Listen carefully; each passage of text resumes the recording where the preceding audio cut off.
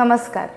अधिकांश वस्तू ज्या गोलाकार किंवा त्याच्याशी मिळत्या जुळत्या आकाराच्या असतात त्यांना जर उतारावर ठेवले तर त्या खालच्या दिशेने जातील, हो ना? येथे माझ्याकडे एक उतरण आहे, एक दंडगोल आकार आहे आणि एक दुहेरी शंकूचा आकार आहे. आता जेव्हा मी या दंडगोलास वरच्या बाजूला ठेवते तर तो खालच्या दिशेला येतो, हा असा. परंतु जर मी दुहेरी शंकू वरच्या बाजूस ठेवला तर तो मात्र खाली येत नाही. या उलट जर मी यास खालच्या बाजूला ठेवले तर तो वरच्या दिशेने जातो. हे कसं शक्य आहे?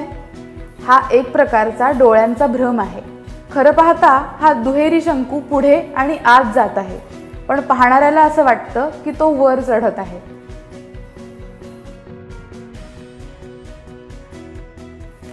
भारताच्या लेह लडाख या क्षेत्रात एक मॅग्नेटिक टेकडी आहे, जिच्या आजूबाजूचा परिसर काहीसा अशा प्रकारचा आहे की साधारण खाली जाणारा उतार जो डोळ्यांना चढण असल्यासारखा दिसतो.